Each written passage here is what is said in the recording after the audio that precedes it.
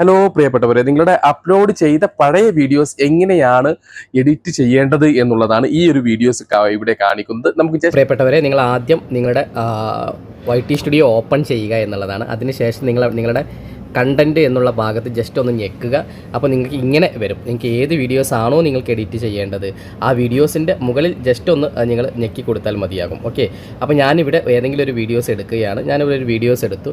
ഈ ഒരു വീഡിയോസാണ് എനിക്ക് എഡിറ്റ് ചെയ്യേണ്ടത് എന്ന് ഉണ്ടാക്കി. ഇവിടെ ഒരു കത്രികയുടെ ഒരു ചിഹ്നം നിങ്ങൾക്ക് ഇവിടെ കാണാൻ പറ്റും. ഞാനൊന്ന് വലുതാക്കി കാണിച്ചു തരാം. കാണുന്നില്ലേ, ഒരു കത്രികയുടെ ചിഹ്നം. ഈ കത്രികയുടെ ചിഹ്നത്തിൽ ജസ്റ്റ് ഒന്ന് ഞെക്കി കഴിയുമ്പോൾ നിങ്ങൾക്ക് ഈ പറയുന്ന ഓപ്ഷനുകളെല്ലാം ചെയ്യാൻ പറ്റും. ഒരു കാര്യം പ്രത്യേകം ശ്രദ്ധിക്കുക, ഷോർട്ട് വീഡിയോസിന് ഇത് ചെയ്യാൻ കഴിയില്ല. അപ്പോൾ ഞാൻ ഇവിടെ ക്രിയേറ്റ് വീഡിയോ എന്നുള്ളത് ഇവിടെ ജസ്റ്റ് ഒന്ന് ഞെക്കി കഴിഞ്ഞു. അപ്പോൾ നിങ്ങൾക്ക് ഇതിൻ്റെ മൊത്തം ഡീറ്റെയിൽസും കിട്ടും.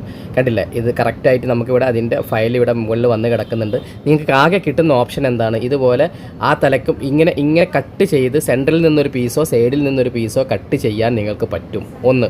2, നിങ്ങൾക്ക് ആളുകളുടെ ഫേസ് ബ്ലർ ചെയ്യാൻ പറ്റും എന്നുള്ളതാണ്. ഇനി മറ്റെന്തെങ്കിലും ലിങ്ക് ആഡ് ചെയ്യണമോ ഇതും പറ്റും. എന്നല്ലാതെ വലിയ തോതിലുള്ള ഒരു എഡിറ്റിംഗ് നിങ്ങൾക്ക് നടക്കില്ല എന്നുള്ളത് മനസ്സിലാക്കുക. മാത്രവുമല്ല, വേറൊരു സംഭവം ഉള്ളതെന്ന് വെച്ചാൽ ഇത് നിങ്ങൾ സേവ് ചെയ്യുമ്പോൾ പലപ്പോഴും 1 മിനിറ്റോ 2 മിനിറ്റിലോ അല്ലെങ്കിൽ വിത്തിൻ സെക്കൻഡ്സിലോ ഇത് സേവ് ആവാൻ സാധ്യതയില്ല. ഇത് ചിലപ്പോൾ ചില സമയത്ത്, എപ്പോഴും ഇല്ല, ചില സമയത്ത് നിങ്ങൾക്കിത് ഒരു ചിലപ്പോൾ മണിക്കൂറുകൾ തന്നെ എടുത്തേക്കാം. എങ്കിലും ഇതാണ് ആ ഒരു ഓപ്ഷൻ എന്ന് മനസ്സിലാക്കുക. ഒന്നുകൂടെ ജസ്റ്റ് ഒന്ന് പറയുന്നു, വീഡിയോ ക്രോം ബ്രൗസറിൽ ഓപ്പൺ ചെയ്ത് നിങ്ങൾ YT സ്റ്റുഡിയോ ക്രോം ബ്രൗസറിൽ ഓപ്പൺ ചെയ്ത് കഴിഞ്ഞാൽ നിങ്ങളുടെ കണ്ടൻറ്റ് എന്നുള്ള ഭാഗം ഞെക്കുക. കണ്ടൻറ്റ് എന്നുള്ളത് നിങ്ങൾ ഞെക്കി കഴിയുമ്പോൾ ആ വീഡിയോയുടെ മുകളിൽ ഞെക്കുക.